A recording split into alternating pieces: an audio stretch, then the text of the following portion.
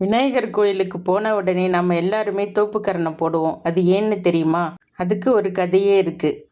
ஒரு வாட்டி விநாயகர் தன்னுடைய தாயான பார்வதி தேவி கிட்ட மாமா வீட்டுக்கு போகிறதுக்கு அனுமதி கேட்குறாரு. பார்வதி தேவியும் விநாயகரை அவங்க மாமா வீட்டுக்கு அனுப்பி வைக்கிறார்.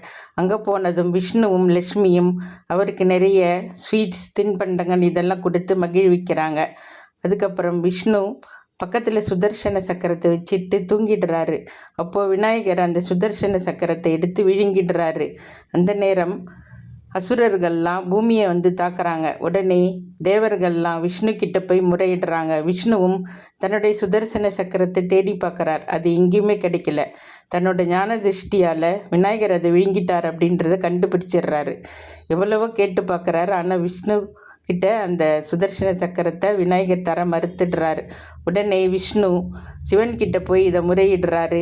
சிவபெருமான் விஷ்ணுவிடம் என்ன சொன்னார் தெரியுமா? நீங்கள் விநாயகரை சிரிக்க வைங்க, அந்த சுதர்சன சக்கரம் வெளியே வந்துடும் அப்படின்னு சொல்கிறாரு. உடனே விஷ்ணுவும் விநாயகர்கிட்ட போய் தோப்புக்கரணம் போடுறாரு. அதை பார்த்த உடனே பிள்ளையார் சிரிச்சிடுறாரு. அப்படி சிரித்த உடனே அந்த சுதர்சன சக்கரம் வெளியே விழுந்துடுது. உடனே இனிமேல் உன்னை பார்க்க வர்ற எல்லாருமே இப்படி தான் தோப்புக்கரணை போட்டு உன்னை மகிழ்விப்பாங்க, உன்னை சிரிக்க வைப்பாங்க அப்படின்ற வரத்தை பிள்ளையாருக்கு கொடுக்குறாரு. அதனால தான் நாம் எல்லாருமே தோப்புக்கரணை போடுறோம். அதை பார்த்து விநாயகருக்கும் மகிழ்ச்சி வருது. விநாயகரும் சிரிக்கிறார்.